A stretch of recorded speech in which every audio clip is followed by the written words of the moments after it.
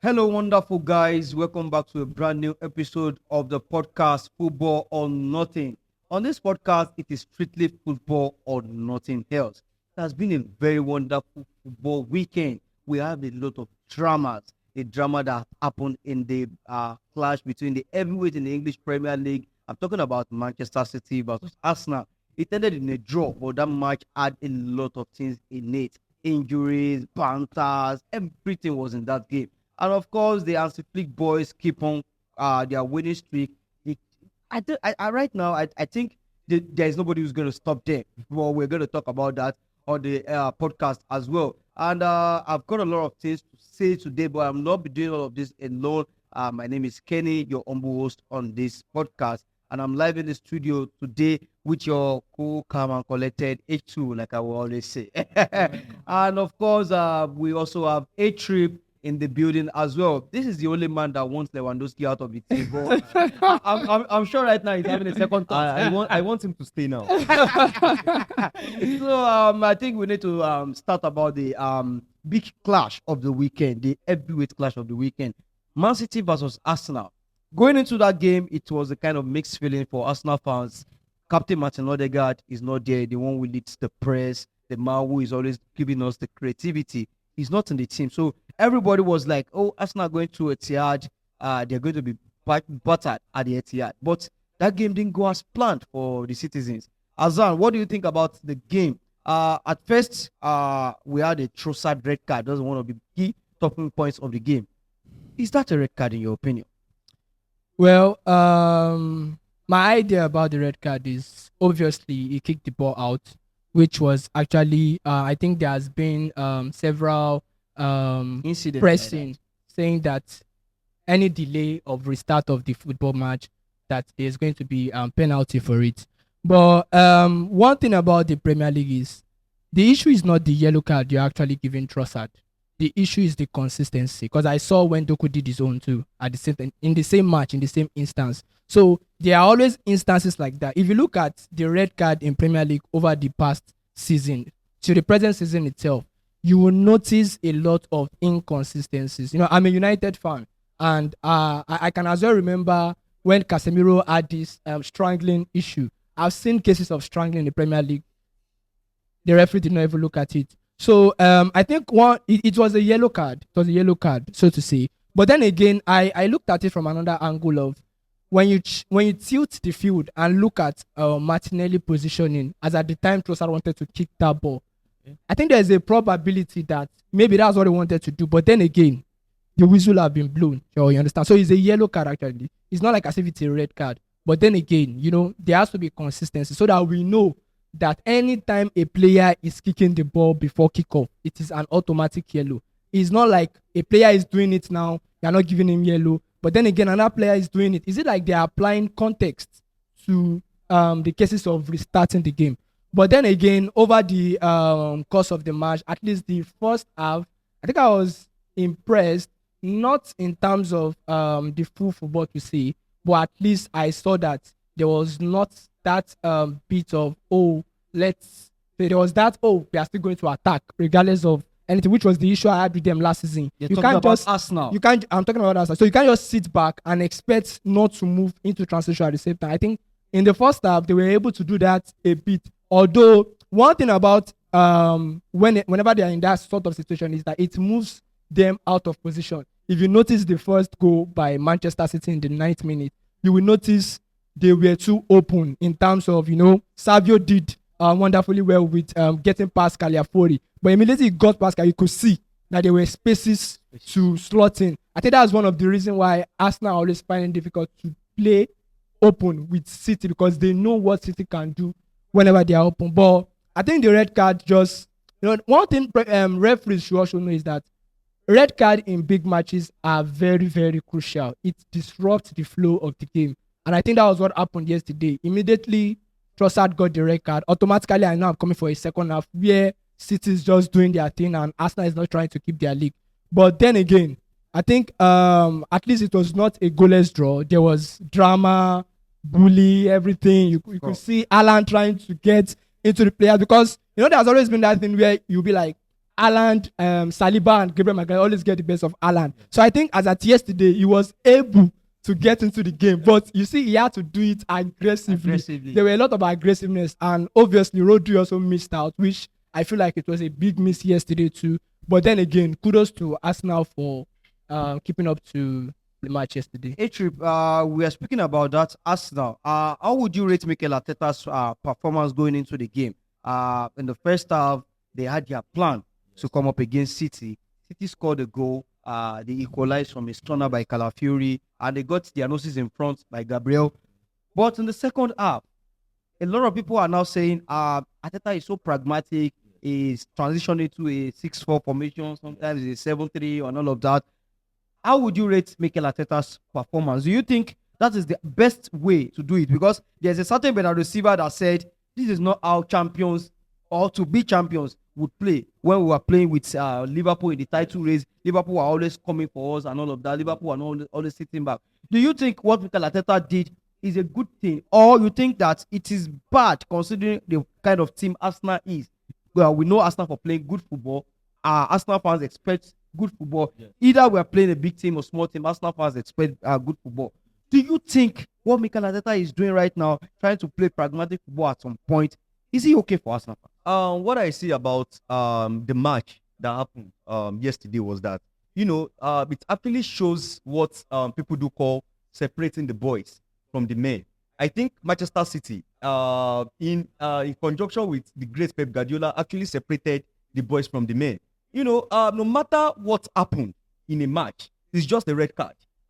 There is probability that we can still have many more red cards along the line. But no matter what happened, I believe the second half shouldn't be that pragmatic to that extent. Because I watched the match yesterday and I was very disappointed. Because that was one thing I love about Postecoglou. Postecoglou is the kind of manager, no matter what is going on, he doesn't play pragmatic football. He believes when you attack, we attack at the same point. And yesterday, it's written clearly, if at a point, Mikel Arteta boys actually came out to fight against Man City, they might have the opportunity of a counter-attack and actually score and actually lead ahead of the game. So the instruction he actually gave to them going into the second half is so poor. As a champion, as a fighter, as someone that actually wants to win the league, I believe you have to fight to the end, even if a man is down. Because let's be frank, I won't be biased. The red card yesterday, it shouldn't be a red card to me. You already have a yellow card. I think all the referees in England, they need to work on this thing. If you are already on a yellow card and the match is an intense match, we shouldn't be biased. Yesterday, you could have just called Trossard, okay, I'm giving you warning for the last time. There's a rule. There is an IFAB rule. There's a stable rule. There's a stable rule. Yeah, so, do you expect it to be bent for some No, I'm not saying it should be bent. See, watching that game, looking back at that game, that second yellow card is not something that actually that must have led to that yellow card actually. Because, to me, I just see it as a mistake. The inconsistency was there. It was there. Because Doku did similar things. Yes. Actually, the push was unintentional. But what happened is that sometimes there is one thing about football. As we are all football fans, emotions we should remember something. That personally there is emotions. Trossard wasn't even aware that he actually did that. I think going into the VAR should have actually even called him down. Okay, let's look into this. Is this intentional? Because we all know what it takes for Manchester City to face Arsenal. It's like a title decider. Because right now, they are one of the two top teams in England presently. We never can tell what will happen at the end of the season. But I think it should have just even gave him a warning. Okay, you are on a yellow card. I'm giving you this warning because you are on a yellow card. Okay, any single mistake, next, I'm going to give you the second yellow. He actually destroyed the game from start. Yeah, but going into the second half, I'm sorry to say, Arsenal fans, Mikel Arteta actually proved he's a coward going into the second half. Because, that's too pragmatic, for God's sake. I was even watching I was even telling someone that it's been a very long time I've seen Arsenal in this kind of situation. We all know it's Man City. You have Haaland, you have Pep Guardiola, you have a lot of wonderful footballers. But at the same time, as a champion, as someone that is looking to leave the Premier League one of these days, that's why they are one of the best bottlers so far we've had. Because, yesterday actually showed their boys. They are not men. They actually need to work hard and harder. H2O, do you think that kind of mentality that Arsenal are not yet ready to become the champions of England? I think I've always mentioned it right from the second leg of last season, because I won't lie to you. I think it was the first leg last season. I was so impressed with Arsenal. So it gave me that impression that I'm going into this second leg. I'm going to go and see a team that is willing to be on par with City, only for me to meet that approach. And as at last season, I said this approach will never work. It will work in terms of match. Yes, you can have the record. Okay, in 4 matches, you've played City. City have not defeated you. At the end of the day, City is still winning the league. So what essence does them not beating you have to your mentality? And there's one thing I'll keep saying. Last season, Rodri came out with the same impression against Madrid. But what was the evidence? Madrid won the Champions League. Game, yeah. So whatever he's saying doesn't really matter. Yeah. I could have placed a situation where yesterday, if Arsenal had won, because that was one thing and that's one thing I always like about Arsenal, their defensive shape. I love it. But then again, I'll keep saying, regardless of your defensive shape, you should always have that moment of transition. And I think the fact that they miss some certain players in terms of, we are getting the ball from the back. Immediately we have the ball, we should be able to do this 1-2 thing, and our boys at the front. You understand? But then again, in terms of Bernardo Silva coming out saying that whenever they meet City, they are trying to get into the head of Arsenal. In as much as they themselves have not been able to secure a win against Arsenal in like 4 matches or so now. But then again, at the end of the day, what will the City tell us now? He mentioned it himself. No Champions League, no Premier League. So if you keep saying Arsenal, to them they'll just feel like, don't worry, we'll just go there. We know they are not going to play against us. And that is the mentality. And that is what Bernardo Silva is even trying to say. He's saying that the approach they take to Arsenal games is different from when Liverpool was playing them. In the title race. The approach was different. And they keep mentioning, in as much as we can say it is bullshit or whatever it is, there are still some things, there are still some facts to whatever it is. They are still stating the obvious. And they are still trying to get into you and show you that regardless of whatever you guys try to do, we are still going to be on top of you at the end of the day. So I still feel like, I don't know what Arsenal fans see as regards to that. But then again, to me, if I'm losing, I know I'm losing with, the honor that, yes. I did. I think, not with pragmatism. I think the question that we need to throw to Arsenal fans is that, do you guys want to win a trophy or you want to win bragging rights? Bragging rights, exactly. That's the question that we need to ask them. I even have one thing to add more. I think Bernardo Silva doesn't even have to stress himself by going into the media and saying this and that about Arsenal. Obviously. We all know at the end of the season, we shall smile. We shall laugh at them. Yes, they actually played pragmatically yesterday. We all saw that. At the end of the season, we all know they are just fighting. They are just trying to force themselves into this debate. Do you think Alan should have been sanctioned for what he did to Gabriel? After the City goal, Alan picked up the ball and threw it at Gabriel. Do you think he should have been sanctioned? Because after a careful review, the PGMOL came out this morning with a verdict that he is not going to be sanctioned for anything, that his action is just part of the game. In football, there is emotions, like he said the other time. And we all saw the match yesterday. There were a lot of body language, a lot of mind game that were going on. Yeah. A lot of things that were going on. It came to a point whereby Gabriel and Alan. That's always been there right from time. This kind of little conversation about this mind game. We never can tell what they have already told themselves. You understand? But it's a normal thing in football. I can just decide maybe we won. I can decide to banter you, to make all this kind of face, all this kind of look at you. It's a normal thing in football. It shouldn't be sanctioned, because what Arsenal did yesterday, I felt so pained about it. And anything that actually went wrong against them, they deserve it, because they need to buckle up. If it was to be the other way around, let's assume it was a red card to Manchester City, the pragmatism won't be to that extent. It won't be that extreme. It actually shows that Arteta is very scared of his boss. but one thing, in as much as I'll give kudos to Arsenal for whatever they did yesterday, but I'll keep saying it, you need to step that thing up. Step it up. And this is why, I think from the beginning of this season, there are matches where I have not been really that convinced with Arsenal, so to say. But then again, this is City. This is someone you are trying to take the title of. I was in an argument, I think, I was in an argument yesterday where I engaged an Arsenal fan, and it was like, they are the ones that have been disturbing City. I asked, how have you been disturbing City? City have won this title in the past how many years for like 7 times.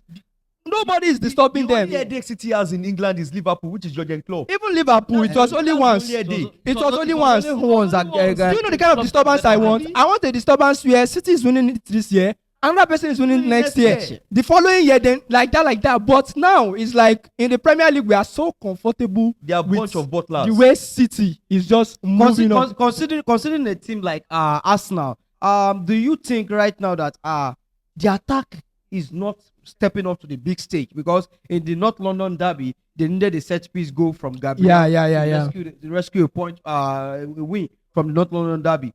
Yesterday as well, it was their defenders that were scoring the goals for them. Do you think Arsenal still need to go into the transfer market and structure the attack better? Because right now, if Isate Bukayo Saka is not doing it, you look at the other attackers. The output is not you there. cannot beat your chest. Against City, Kai Havertz couldn't complete a single pass.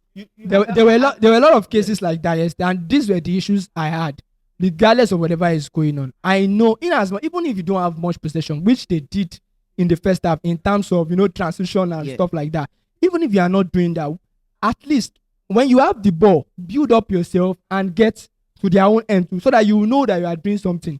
But then again, I think the players contributed to so much to that effect, because especially after they took off Saka, I was like, I don't really see anything happening in this match. I understand why Martinelli could have been on, maybe in terms of when they get a transition to the front, Martinelli will be able to get the ball.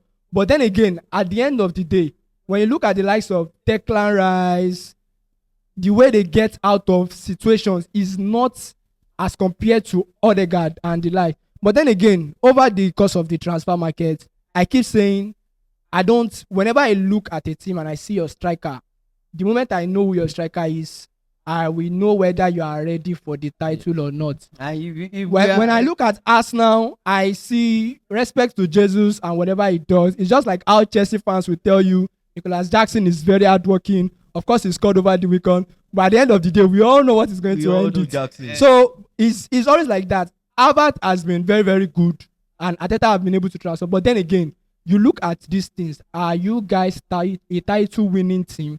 That is the next step. It's not like I said, that is just one little thing that is left for us now to to buttress what he said. I think Mikel Arteta needs to understand something, that winning the title is not all about teamwork. Teamwork is very important in football. Of course. Teamwork is like a bedrock of everything in football. But sometimes teamwork doesn't work. Let's cite an example as example goes with Madrid. Sometimes teamwork doesn't work. Sometimes it's about the individual. And going into the league this season, we all know what will happen. It's all about deja vu. We've seen it before. We've been there before. Deja vu is Arsenal are full of deja vu. They will surely bottle it. They will fight and fight and fight. They will be out of it. They will surely bottle it. They need this individual brilliance. I was telling someone that Arsenal not signing a proper striker is going to haunt them for a very long time, if not throughout the end of the season. Not having a proper striker, not having someone that can deputize Saka if Saka is not on the pitch, not having someone on the left wing. They have Martinelli and they have Trossard. You understand? And right now we all know something. Since Martinelli actually put to pen for a new contract, he has become a bigger boy, bigger than he's not doing much again. Yeah. So they need this kind of proper player. When teamwork doesn't work, individual and that is where Alan came in. Yeah. In as much as City were winning the league, they wanted to win the Champions League. Yeah. But then again, they knew, the Sterling playing as a striker. Jesus was Man City striker at a point in time. Yeah. And I'm very sure Guardiola did not even rate him as a striker. But when Alan came in, you can imagine a single person putting down a 40 plus goals. Automatically, you know something is happening. Something is going to come out of That's this. what they call out change. of this. And that is why you see that in as much as there is a team performance, which I respect Arsenal so much over the past season, I always want to see individual players come out. And that is why Saka has always been very, very instrumental to Arsenal in terms of the goals and the assists and the like. But then again, it's Arsenal. I think they'll be fine. I have my own team to look after. It's deja vu. Been there before. I think they need to go. Probably maybe in January they will just go and I'll get a striker. If you are speaking about striker, you spoke about Nicholas Jackson. Let's talk about him. Nicholas Jackson scored a brace over the weekend against West Ham. I think since that spat between himself and Mikel Obi, I think there is this Fire, yeah, He's yeah. been like, Mikel, I am going to prove you wrong. How would you rate Nicholas Jackson's performance over the weekend? Nicholas Jackson's performance over the weekend is like something I can call it a beat out of this world, because his first goal was very good, running from the side, moving it in all by yourself. It actually needs a lot of confidence for you to do something like that. And the second goal, driving the ball, it was very fast. It was very fast. It was the speed. And the way they played in the midfield, it feels so good. Chelsea playing like that. I never can believe in the next 5-6 years Chelsea can play that way. But what Nicholas Jackson did, I think Nicholas Jackson is this kind of player whereby criticism actually helps him. We have a lot of way in which we all get motivated. Yeah. Some people like critics. When you criticize me, I can just buckle up and do this. But sometimes we should just know something, that if an egg is bad, there's probability all eggs are bad. Yeah. When Chelsea teams, when they are actually down, we believe that, Nicholas Jackson is not good. Chelsea team, they are picking up now. Nicholas Jackson is doing much better. I think Nicholas Jackson is a striker that can just help a team for the meantime. You can't just bank on Nicholas Jackson that, okay, he's going to bang these numbers of goals for me. It's better you use a Jackson as a number 8 than using him as a main striker. If Chelsea can try to have a main 9 in front, I think Nicholas Jackson will prosper, will excel than the way he's playing right now. When you see Jackson, you see he's a player that is very hardworking. The way he plays, he actually wants to excel, but his ability is very limited. I'm sorry to say that. In front of goal, is very limited. But when it comes to working for the team, struggling, trying to bring something out, I think Nicholas Jackson should pray for more criticism, because it's actually helped him. So if you're a Chelsea fan right now, I just want you to troop to Nicholas Jackson's page and start criticizing. Yeah. So maybe you get the 30-goal season. Do you think Chelsea still need a striker?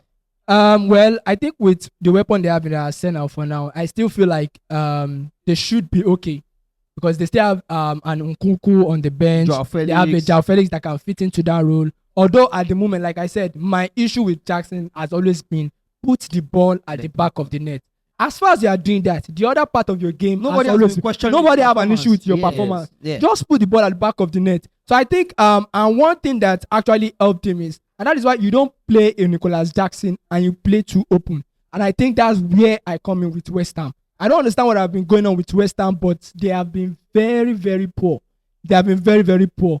So, but then again, kudos to Jackson, because I think, as at the last episode, I was on his case, but on that day I was just smiling when I saw this. I was like, okay, it's like this is trying to put something. Do we to me. credit all of this to Enzo Maresca? Because just like he said the other time, the midfield they actually bossed West Ham's midfield. You look at the certain Moses Caicedo, who people have said he's overrated, he's overpriced, and all of this. I think we saw the glimpse of what Moses Caicedo can really do against West Ham. Do we credit all of this to Enzo Maresca? Right now, Chelsea they are not playing as a team. They look like a team that can win games comfortably without relying on individual brilliance. Last season, it was a certain Kupama that is always coming to their rescue. Do you think we should credit Enzo Maresca? I said something on one of this episode of the podcast. I said something that one major thing about being a manager when you get to a new team is knowing what you want, knowing the pattern you want to play.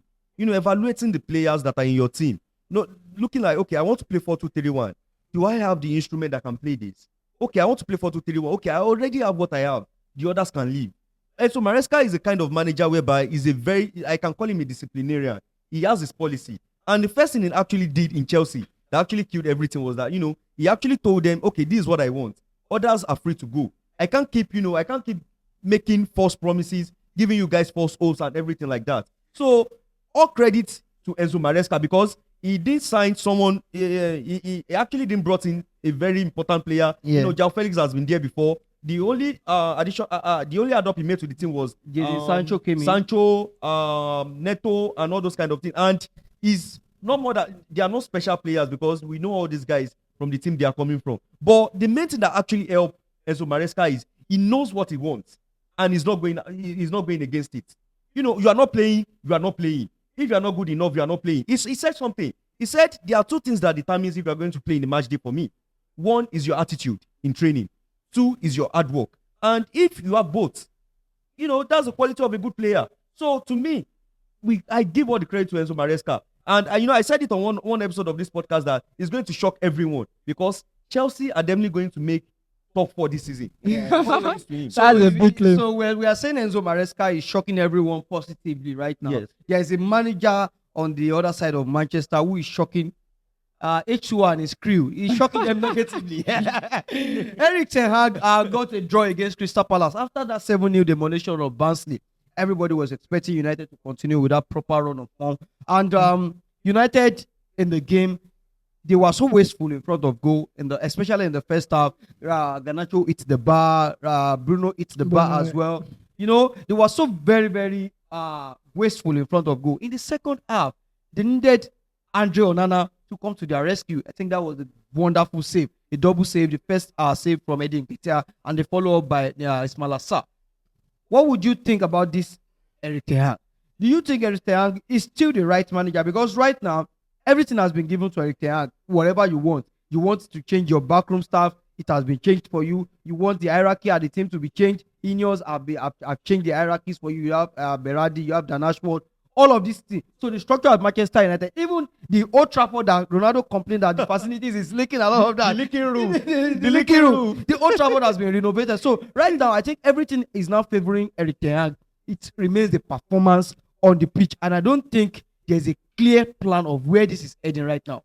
Well, I've always been someone that sees beyond what Eric Ten Hag is playing on the pitch. So regardless of whether his plan or whatever has been coming to play, I keep seeing what he wants to do. So one thing I've noticed in the past 2 matches is that some gaps that were causing issues, as at the Brighton game or the Liverpool game, he was able to fix it. You will notice a Dalot coming into the midfield now just to make that midfield more compact. So one thing is, there is the part a manager has to do, and at the same time there is a part the player has to do.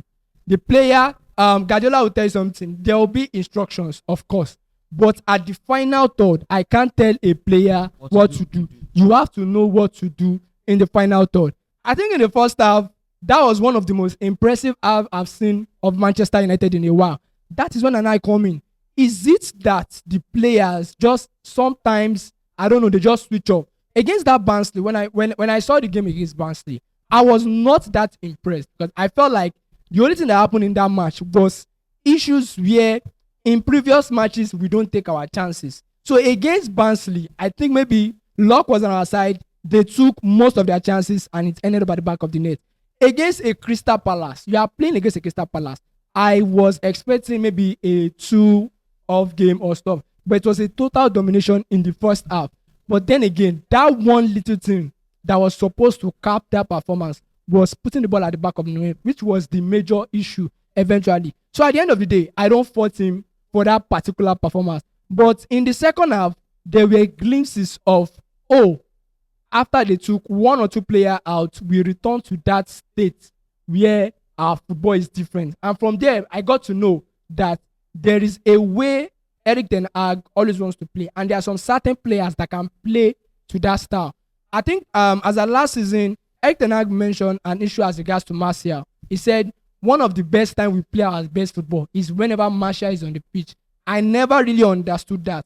Now Zexia has come into the team. In as much as he's not that type of striker that will give you goals. Expect that goals or the likes. But in terms of playing with the team performance, the Bobby Firmino type of striker, you look at the way the first half went, players that can keep possession of the ball.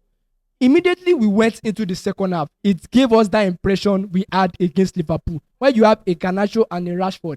They are not really that good in terms of keeping possession. And then again, you take out an Eriksen that knows how to deal with the ball and leave on a Bruno where you have an Ugarte and the likes. So the structure changed, and I saw glimpses of how our matches always look like. So I feel like one thing they have to work on, in as much as I know, and I do state that for Ten Hag, he has no excuse this season.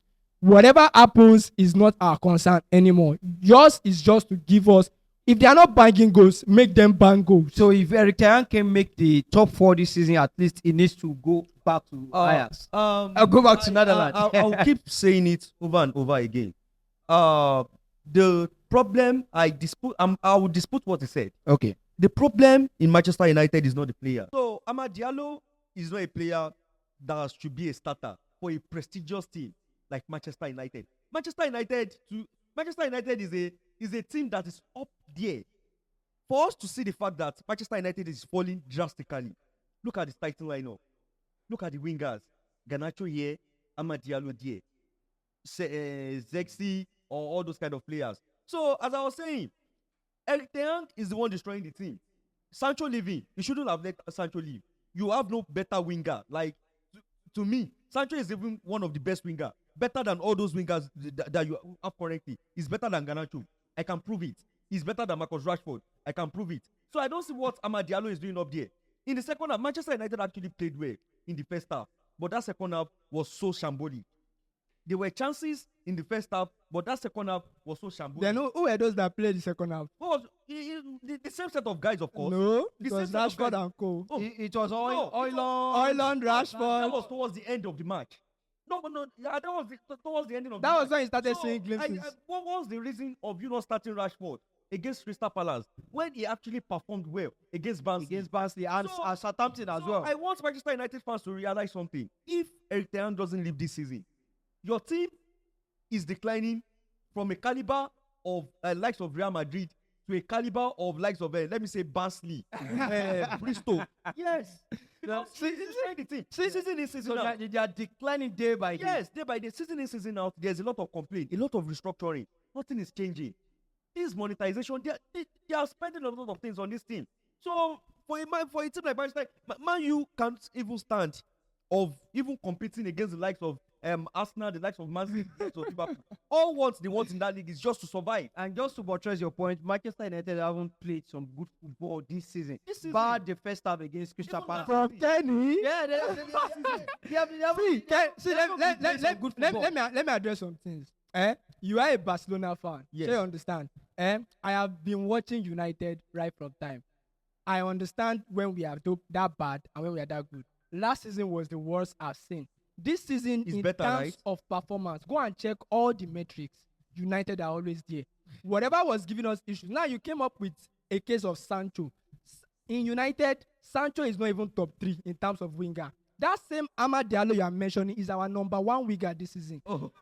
I don't know whether you use goals and assists to mask performance of players. Should a player like In Amad terms- Diallo be starting for Yes, Manchester United? Amad Diallo have cemented his place on that spot. Cemented his place. With On what? that spot. With what? With performances. With performances.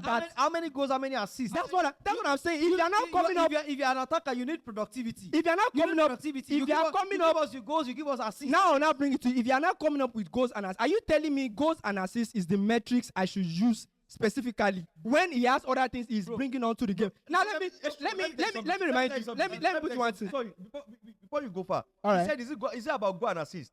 Are you telling me if Alan is not scoring goals?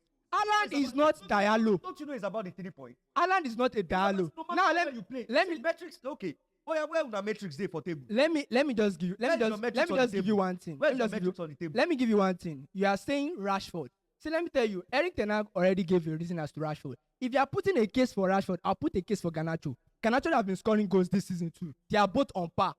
So if you are putting a case for Rashford, I'll put for Garnacho too. So are you telling me because Why don't we have Garnacho when Rashford and Garnacho on the field?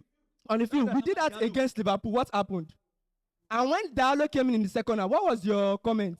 See, there are some things you should understand. In Manchester, I'm a United fan. Our number 1 winger right now. football fan. Yeah, I'm a football fan at the same time.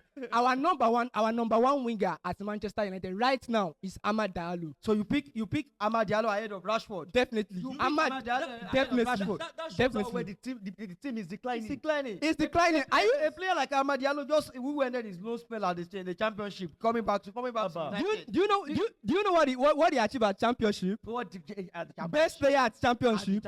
At the same time, Come on. you see, I know where this is coming if from. you are going to max your, if you are going to protect your wingers right now, Summerfield was one of the best players in the Champions League. Not better than Amad Diallo. Amad Diallo was the best in the championship as at that time. I will tell you one thing now. If you are bringing a Joshua Zirkzee to the team, he calls himself a 9.5, someone that drops deep to bring all his wingers to play. Yeah. Now, you are telling us that your wingers, now that you have a certain Joshua Zirkzee, is dropping deep, your wingers are having space to run in behind. And you are telling us that You don't need goals. You don't need assists from. I never said. You need only metrics. Hold on. Metrics to win the league. Hold on. For I the never wingers. said we don't need goals and assists. So what do you need? Why are you saying that Diallo has been the best player? Those that are doing the chance creation have been Diallo and the likes. Rashford is a direct winger. Amad Diallo is not a direct winger. He has a combination of both, regardless. Anyway, Yeah. but at the same time, like I said, the chance creation. Go and check the metrics for most big chances created in the Premier League currently. United is sitting, I think, second. So those that are supposed to score, what are they doing? Rashford is part of those people you are mentioning. There are some things you have to say. In United, you came up with Sancho at the same time. At United, Sancho was not even that player. Okay, those that are supposed to score, then it don't boil down to manager back. Yeah, I'm with you. You know what you guys are not understanding is that you guys are living on past glory. Should I tell you something today? All right. Let me tell you an honest truth today. Please don't forget what I'm about to tell you. List all your wingers. In a lot of top European teams, none of them are going to be a starter. I don't have an argument about that. See, I don't have an none of argument them about are that. going to be a starter. I don't have an argument about that. See, I'll tell you that today. None of them are going to be a starter. I don't have an argument about that. They'll be on the bench. I don't have an Like, argument I'm about that. Bench a lot of them. See, so if you can sit down there and tell me all these guys are giving you metrics that give you The Rashford you are calling is the Rashford of 2 seasons ago.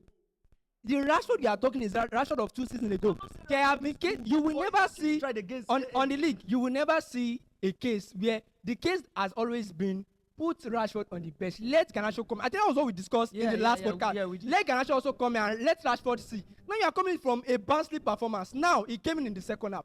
All of them were there. It's not like as if Garnacho did not play well in that half. You can't tell me that is where the issue is. The issue at that match was convert what your I'm trying to tell chances. you is that no matter the metrics, Amad Diallo shouldn't be a starter. How? Yes. How? He's not on that level. Okay. Me too. I'm telling you. So are you saying in comparison with Rashford? Bro, are you going to play against Man City and put an Amad Diallo on the wing? Who is going to play against Man City? It shows your team is declining. How is it declining? Abba. Is Rashford a? I don't know. Is it the Rashford you are talking about? Is a Rashford of 2 seasons Let ago? me throw that to the fans at home. Do you think Amad Diallo is worthy enough to be a starter at Manchester United? If we are talking about those wingers, we have another winger who is shining right now, Luis Diaz of Liverpool, doing all beautiful things. I think United fans are watching Liverpool right now. Yeah, they have to cover their face. These are wingers. These are proper wingers. Those are wingers. And Luis Diaz, I think last season, the complaint about Luis Diaz was that he's not in front of goals. It's not this, it's not that.